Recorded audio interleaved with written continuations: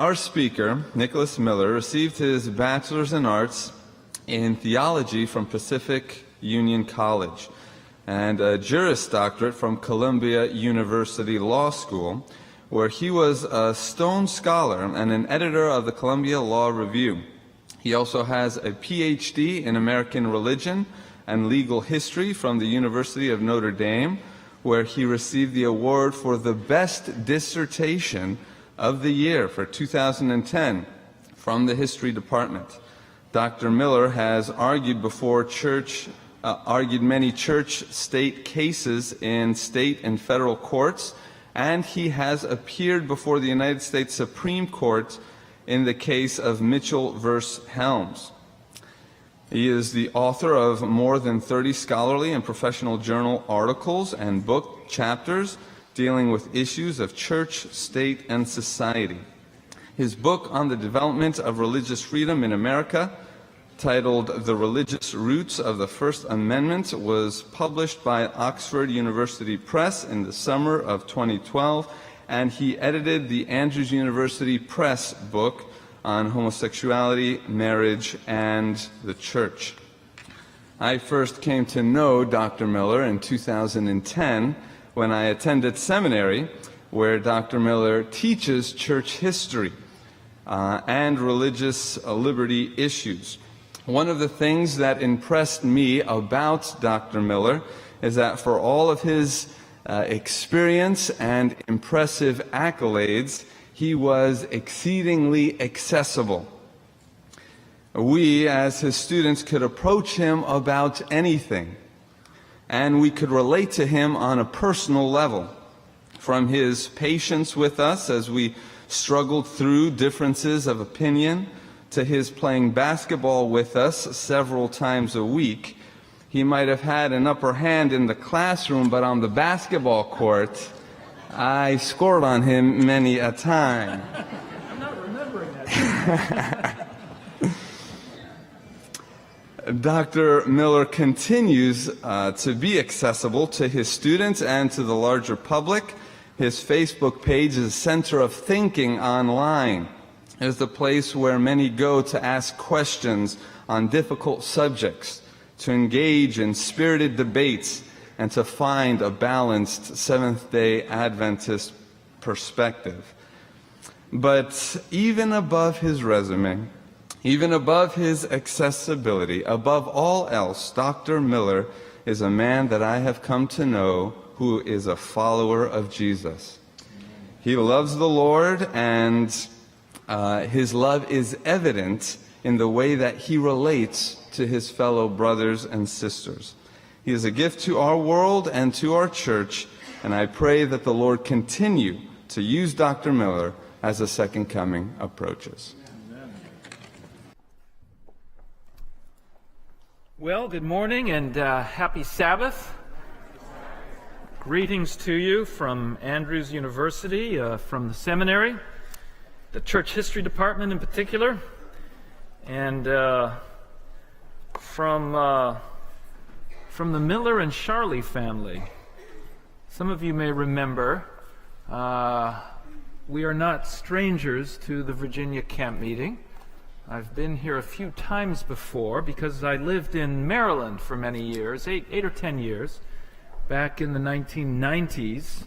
And during that time, I had a brother-in-law. My wife had a sister married to a pastor here in Virginia. The Charlie family pastored at Whitfield Church and in Waynesboro Church. And so we had the chance to come down here and share some time both at their churches and at camp meeting. And so it's a delight and a pleasure to be back with this group and appreciate the music that's been brought this morning. See, we have a concert this evening as well. Thank you so much for that really delightful special music. Wasn't that, it was like the best of the old and the new brought together. Those of you who haven't studied Latin, that's what the first verse was, right? Even if you haven't studied it, maybe you know it. And so I was being tested on my understanding of Latin. But since the Reformation has come, we don't believe in just feelings of exaltation and mystery. We want to know what the ideas are, the truths are, the Lamb of God that comes to take away the sin of the world. And so we had the best of both, in a sense, the beauty and the mystery of the old, but then it brought into our understanding in the language that we know and appreciate today. So not all of you were here last night, because I see more of you out there this morning than were here last night. But I hope you know that our theme this weekend is on the topic of religious freedom, religious liberty, and I would actually broaden it slightly beyond that. I'm a professor at the seminary in the church history department with a specialty in church and state, religious liberty, but I also work half-time at the Lake Union, and I'm their legal counsel, as well as the director of the PARL department. PARL, what does PARL stand for? So, somebody knows. Public Affairs and Religious Liberty. As Adventists, we tend to focus on the religious liberty side of it, right? You know, if you have a problem at church, at your work, about the Sabbath, you can speak to your pastor, who may refer you to the PARL director, the religious liberty director, either at the conference of the union, and they can write a letter for you and help you out, hopefully get an accommodation. And we do that regularly in my office, and it's a blessing to our members. It often happens to new members, right, who've just come into the church, they've been baptized, now they're facing their first test. It almost seems unfair, right? Once you've been in the church for a while, usually the worst thing about difficulties on Sabbath is, you miss a sporting event of some kind, or not such existential crises. The new person comes into the church and they're about to lose their livelihood. And so I'm proud to be part of a church and part of a department that steps in and says, no, we can help you. You have rights under our Constitution, under our statutes, and corporate America needs to take those rights seriously. And I would say we're successful about 90% of the time in resolving these matters without having to go to court, filing a case, but just dealing with the employer, helping them understand the law.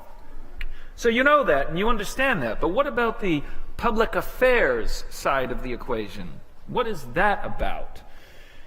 And last night I tried to broaden our mind and our thinking about religious liberty and last day events to move beyond just the question of Sabbath and Sunday, as important as that is and will be, to a broader view of our prophetic message. And we spent some time talking about our pioneers, understanding that America was built on two main principles, Protestantism and republicanism. Protestantism, sort of shorthand for religious freedom, the separation of church and state, conscience. Most clearly seen, we believe, in worship and the Sabbath in the end.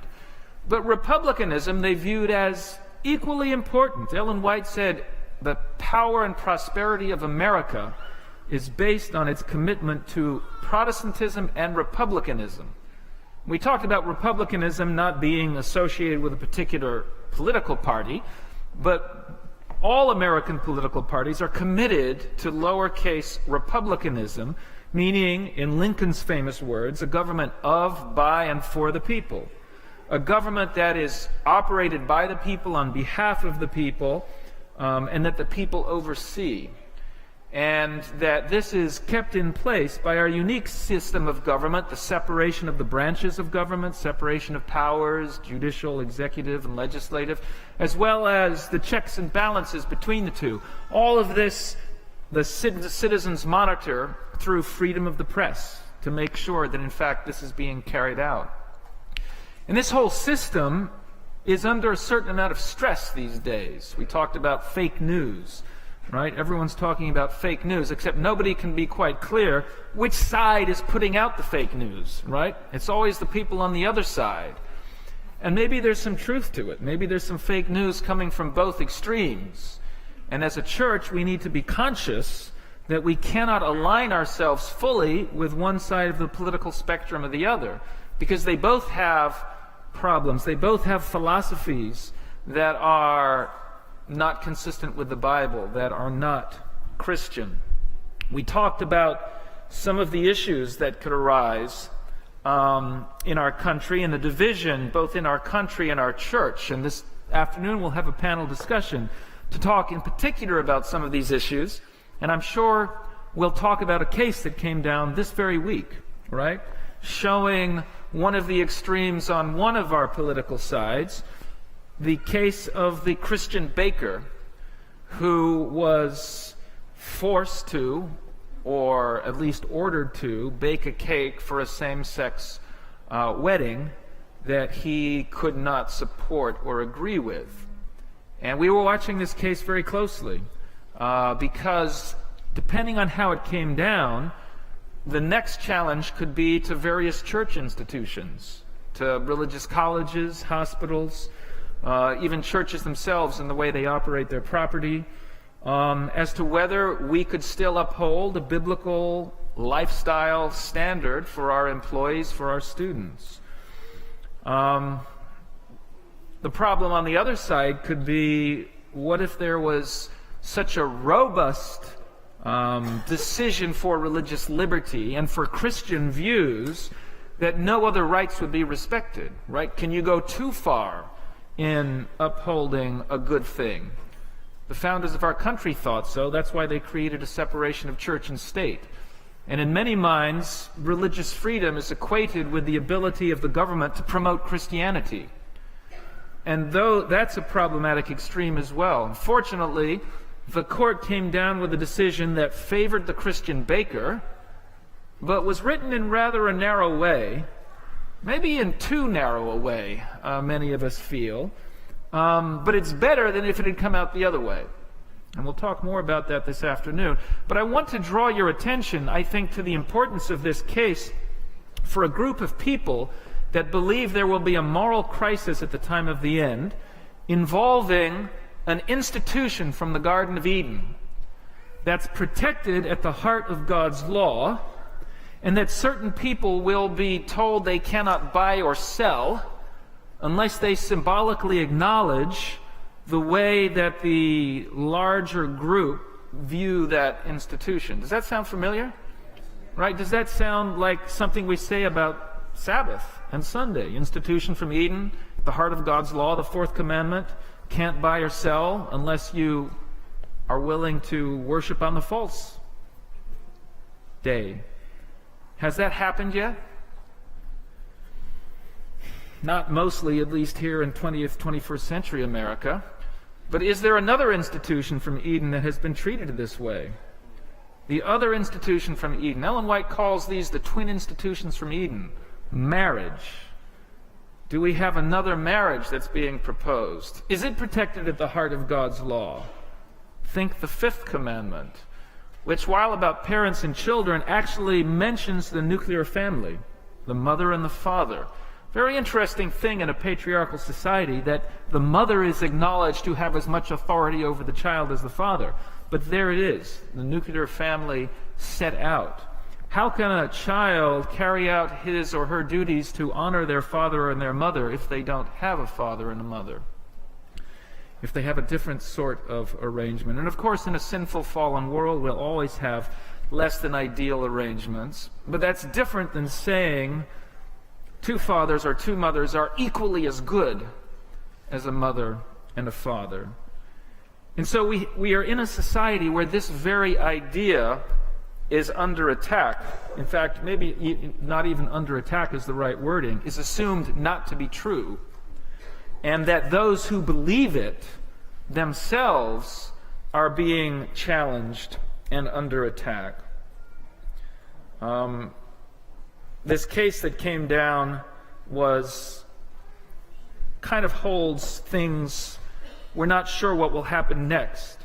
But that doesn't relieve some of the difficulties our churches and our professionals are facing. In California, there's a bill pending that will likely pass that will make it unlawful for any Christian professional, Christian nurse, psychologist, doctor, to aid Christians who are dealing with unwanted same-sex attraction. So if you are a Christian and you believe the biblical teaching on sexuality, and yet you have temptations that draw you another way, you may want to find support with a Christian counselor, a Christian professional who can aid you in understanding your biblical faith commitment. But if this bill goes through, if anyone attempts to aid you, they will lose their license.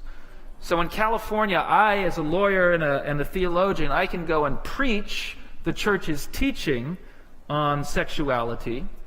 But my wife, who's a licensed pediatrician, it is presently unlawful for her to help any young person live according to the church's teachings. And if this next law passes, it will be improper for any health professional even to help adults who believe they are called to this. Is this a problem? Is this an invasion of religious freedom? But how much are we concerned in talking about it? Very little, right? If there was a Sunday law pending in the Virginia legislature or in Congress, I imagine you all would be up in arms writing letters. But is the institution of marriage less important than the Sabbath?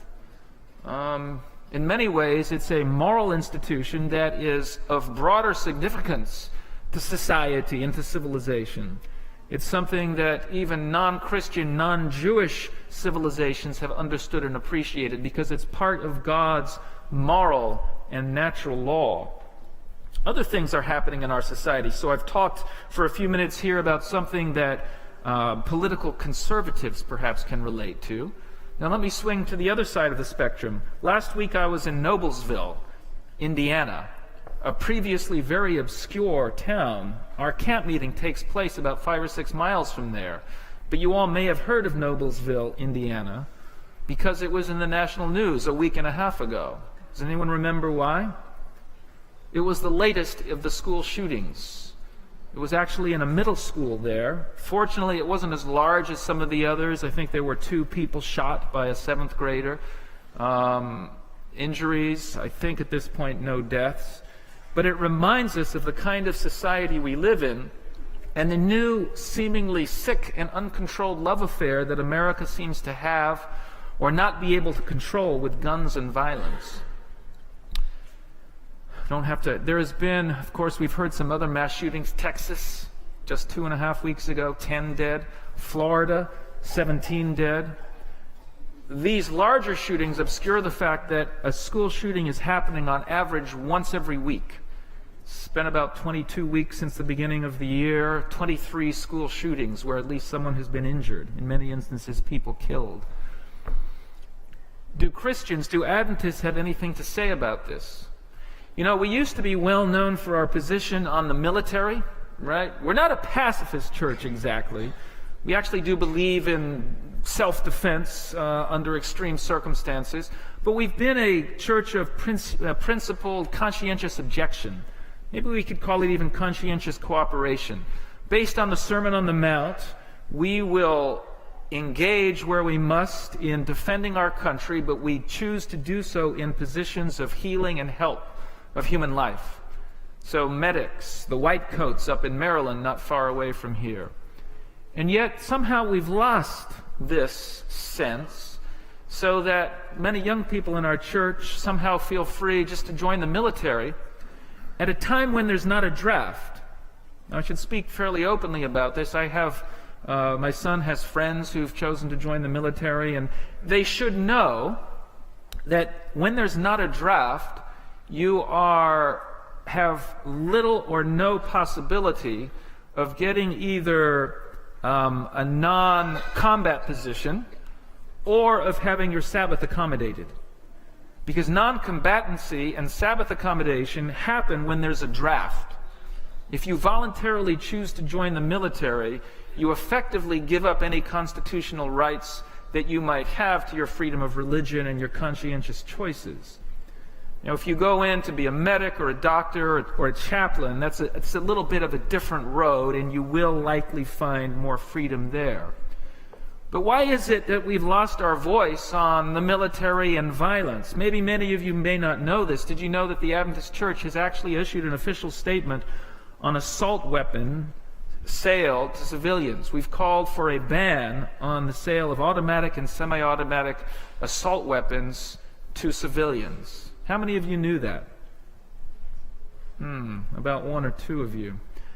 We haven't done a very good job at translating our spiritual and theological commitments into practical policy advocacy statements in the last few decades in our country. There's a historical reason for that I really don't have time to get into today, and I want to go back to the Bible, because really that's where our impetus for action, our authority for speaking and acting on these kinds of topics will lie. And I want to look at some much misunderstood passages in the book of Romans. We're going to be looking at Romans 12 and 13, and I'm going to start with Romans 13. The question is, what role does the Christian appropriately play in the events that I've just talked about, or in other hot-button events today, immigration and refugees, the way we treat Muslims, the Muslim travel ban, all of these hot topics, somewhat controversial issues? Does the Christian viewpoint matter here? And is there a role for the Christian citizen to play in responding to these questions? We're going to look at Romans 13 first, because it's the most familiar passage in many people's minds to how we relate to the government. And I should say before I read it, it's the favorite passage of dictators and military leaders everywhere. Romans 13, 1 and 2. Everyone must submit himself to the governing authorities, for there is no authority except that which God has established. The authorities that exist have been established by God. Consequently, he who rebels against the authority is rebelling against what God has instituted, and those who do so will bring judgment on themselves.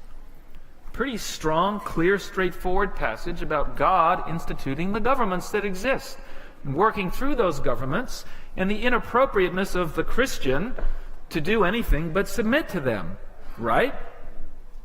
At least that seems to be the fairly straightforward reading of the passage.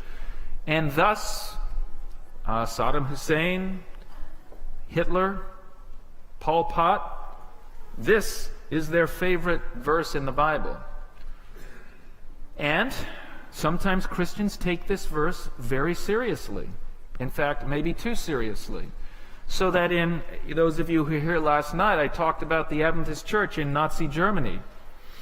Hitler was against godless communists, and he was against the Catholics largely, and he was a teetotaler, didn't drink, and he didn't smoke, and he didn't eat meat.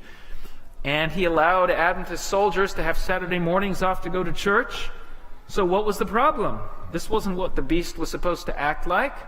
And you combine that with Romans 13, we wrote a lot of glowing articles about Hitler in our papers. And when the request was made to turn over the Jews in our midst, at least as a formal matter as a church, we turned them over. And I'm not telling tales on others. I'm not judging them. But if we don't learn from the mistakes of the past, then they truly are wasted. The church in Austria and Germany in 2005 apologized in the Review and Herald for doing these things and not doing more to stand up for truth and righteousness during that time. But what did the church there get wrong about Romans 13? Whenever you see a difficult passage, of course, you should look at the larger context. And I want to talk about two contexts. First of all, where was the book of Romans written to? And of course, it's in the name itself. It's not that Paul is in Rome, but it's that he's writing to the Christians in Rome. And of course, he's writing to a government that is democratic, popularly elected, and with full protection of the freedoms of association and expression, right? No, that's not what the Roman Empire was like. A repressive, slave-holding regime that was going to carefully monitor what was happening, especially within the limits of Rome. The book would be read in public, at public gatherings, at least gatherings of Christians, and you had to assume that the Roman officials would hear about what was written. So Paul had a certain task at hand. He had to write in a way that would get past the censors and not cause problems for the Christians in Rome, but also write it clearly enough so those Christians who were discerning and reading it closely could understand his real message. Sometimes you have to read between the lines. You have to read the larger context to see what's going on.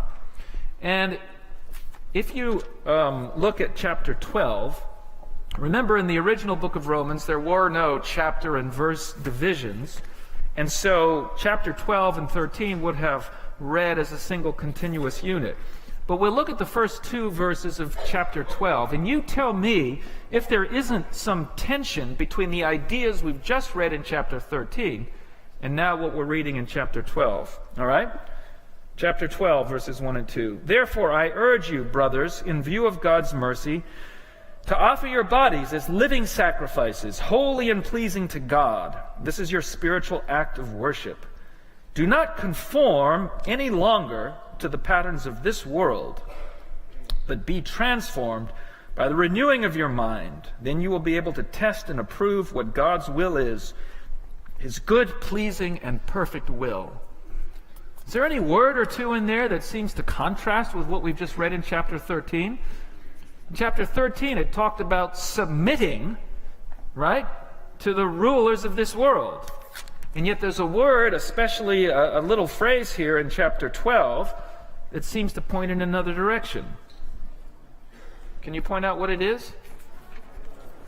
Do not be conformed, right? It's a little bit in tension. First, you're supposed to submit, but then you're not supposed to be conformed. Well, what if submitting would involve being conformed to this world? You would have a direct contradiction, wouldn't you? Now, it's interesting. Which chapter comes first? Which is the primary instruction? For the Romans reading it, would they know about what happened in the book of Acts, where the disciples said, "Who shall we obey, God or man?" We must obey God before we obey man. And so right here in the way that the book of Romans is constructed, we're given a clear insight that whatever's said in chapter 13 can't be meant absolutely under all circumstances. That chapter 13 is written in light of chapter 12, which says we can't be conformed to this world. Rather, we must conform to God's will, his good, pleasing, and perfect will. So if the government is going to make you go against God's will, what stands first? I'm relieved to hear you say that. And tomorrow, many of us will be visiting the house of a man, James Madison, who understood this very well. Despite being understood primarily as a philosophical thinker, he had deep roots in religious understanding. As a young man, he wrote to a friend, "We must be fervent in the cause of Christ." Now, as he got older, he became perhaps more focused on political things. He didn't become a pastor. But he wrote a very famous document called the Memorial and Remonstrance in favor of the very famous religious liberty bill that was passed here in Virginia even before our First Amendment. And in that Memorial and Remonstrance, he said, every man and woman is a member, a citizen of a heavenly government before they are citizens of the earthly government. And as you must only enter into, subject yourself to inferior authorities, leaving your commitments to superior authorities intact and undisturbed. And therefore, you never can owe the state what you owe God through your conscience. And that was reflected in our Bill of Rights. So this order of Romans 12 and 13 is even an order that's understood and respected, at least in theory, by our own political arrangement and our Bill of Rights. Now there's much more that can be done between these chapters 12 and 13. Chapter 12 is largely about our community and fellowship within the church. Chapter 13 is about our fellowship and involvement in our larger political and civil community. It's very interesting how these parallels are made. In the first few verses of chapter 12, it talks about that community being held together by love. Verses 9 and 10 brings this out very clearly. Love must be sincere. Hate what is evil. Cling to what is good. If you jump over to chapter 13, it says in verse 8, let no debt remain outstanding except the continuing debt to love one another. Did you know there's supposed to be love both in church and love in our larger community and society? Kind of a radical thought sometimes, but really the institutions of our government only work if there's respect, trust, and even love that we have for each other. But I want to focus on what it says here in chapter 12. Love must be sincere. Hate what is evil. Cling to what is good. What are other translations say for that word hate there? Do you have other words that are in there? King James, I think, says abhor that which is evil. Does abhorring something mean to ignore it?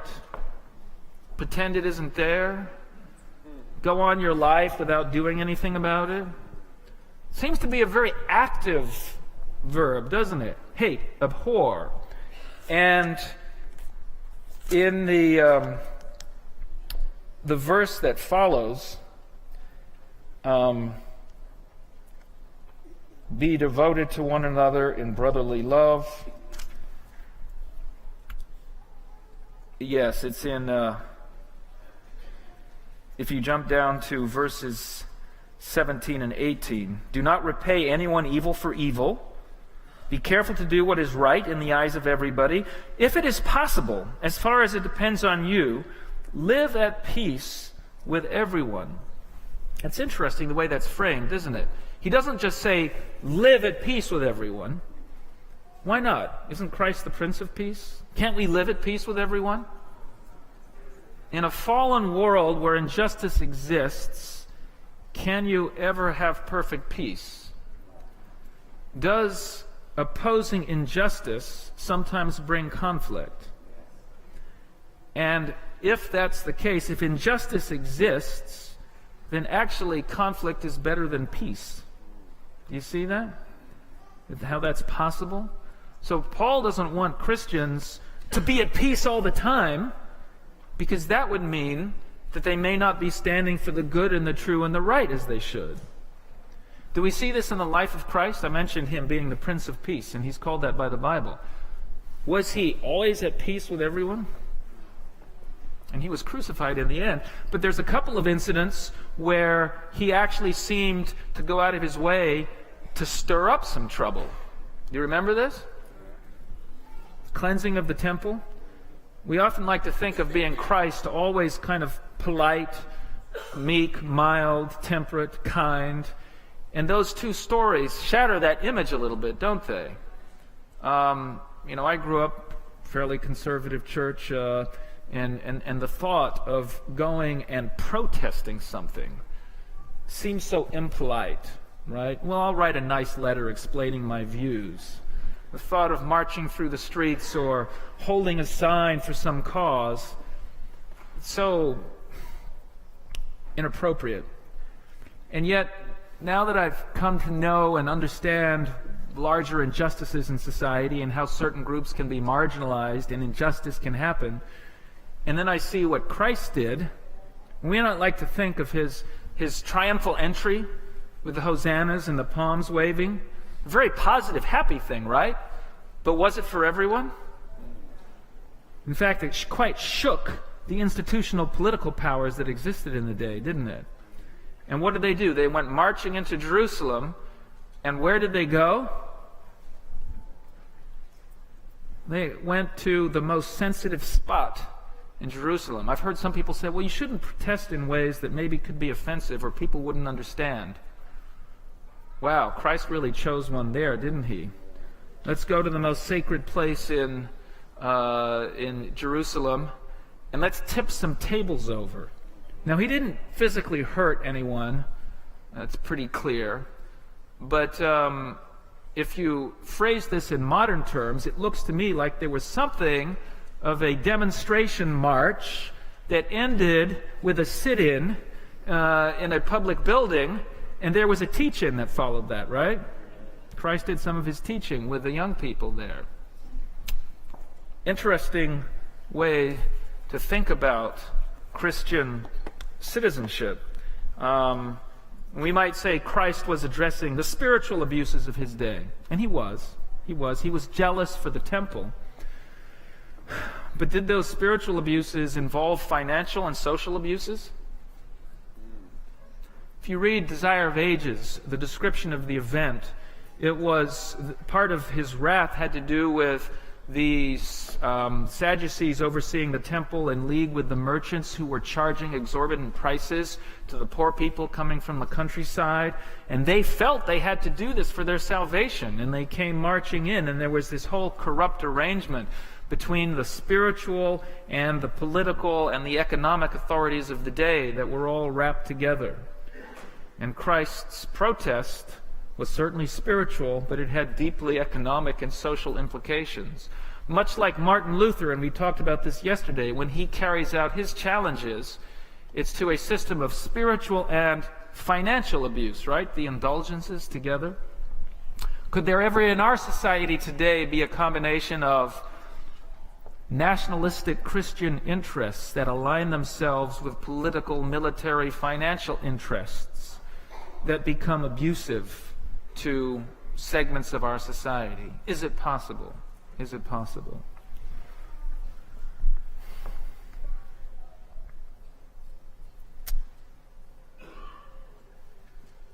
So let's go to chapter 13 to look at this a little more closely.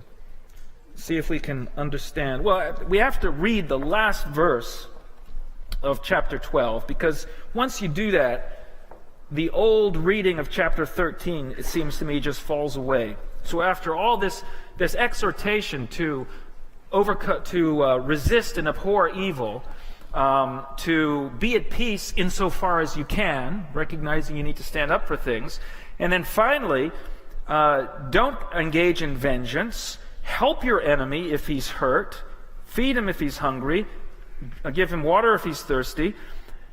Do not be overcome by evil, but overcome evil with good, right? Is this a passive, standing aside, watching role? Or is this a do something active and get involved, not in a negative, violent, unchristian way, but get involved in a way that's consistent with the principles of goodness, but oppose evil and overcome it, right? This is what the instruction is. And then it's then that we go into chapter 13, verses 1 and 2, where everyone must submit himself to the governing authorities. Well, this now is a statement that has a context. If the authorities are going to tell you to do wrong and evil things, we know, and even if they're not telling you to do it, but they're doing it in other places and doing it to other people, you have a duty to overcome evil with good. So now we have a context. But we've read those first two verses. Let's read verses 3 and 4. For rulers hold no terror for those who do right, but for those who do wrong. Do you want to be free from fear of the one in authority? Then do what is right, and he will commend you. For he is God's servant to do you good. But if you are wrong, be afraid, for he does not bear the sword for nothing.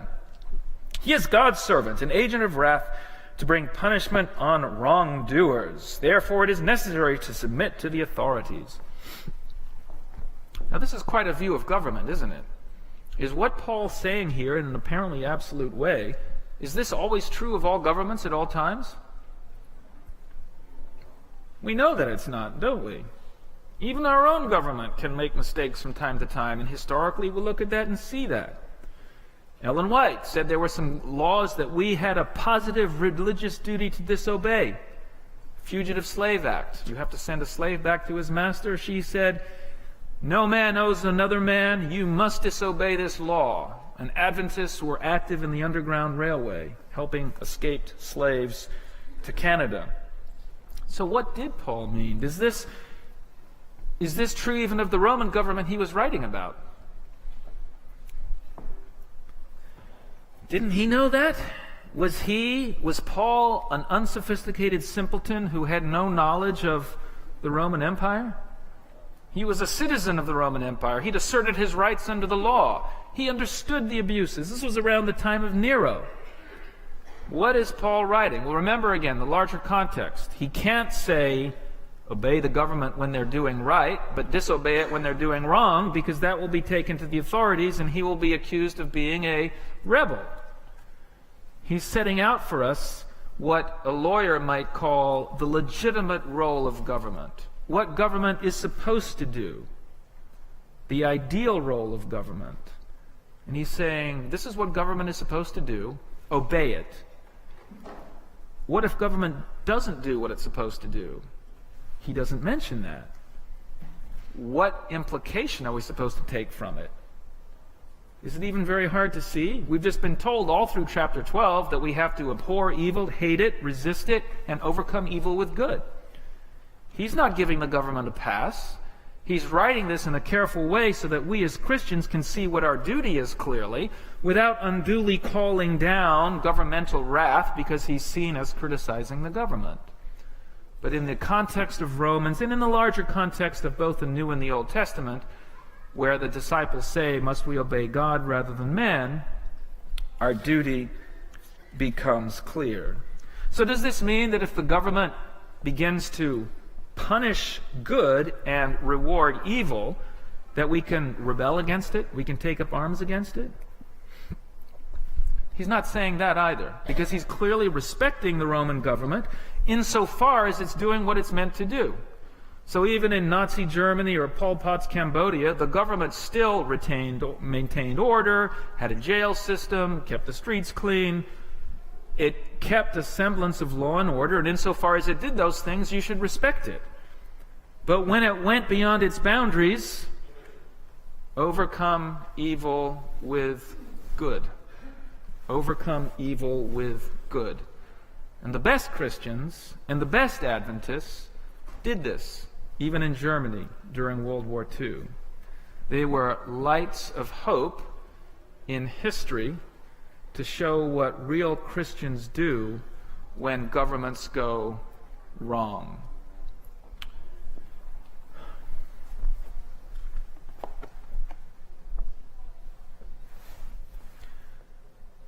Let's look at, in closing, these few passages here at the end, chapter 13, 11 to 14. And do this, understanding the present time, the hour has come for you to wake up from your slumber, because our salvation is nearer now than when we first believed. Do you believe that today? Right? Not just the passage of time, but the events around us tell us that we are living in serious and prophetic days. The night is nearly over, the day is almost here. So let us put aside the deeds of darkness and put on the armor of light. Let us behave decently as in the daytime, not in orgies and drunkenness, not in sexual immorality and debauchery, not in dissension and jealousy. Rather, clothe yourselves with the Lord Jesus Christ, and do not think about how to gratify the desires of the sinful nature.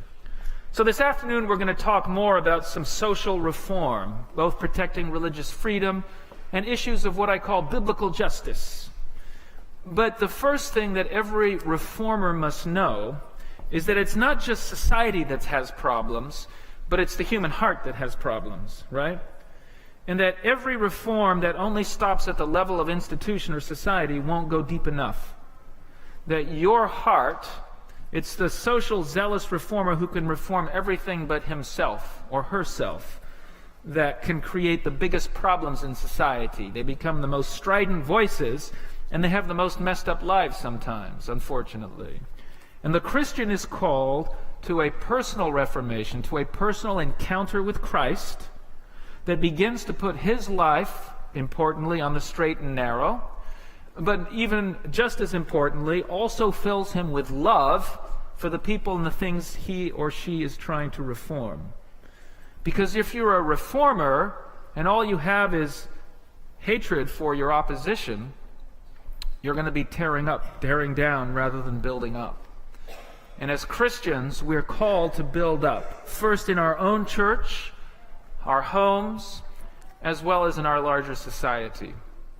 And I believe that in these closing days of Earth's history, we are being called to a broader understanding of our prophetic message so that we can stand up as lights in our communities in a balanced way to speak to those issues that are tearing our communities apart, that are harming people on the left and the right, and that we call the social justice warriors on the left and the religious right zealots on the right to a more biblical, unbalanced understanding of a biblical sense of justice, fairness, and righteousness.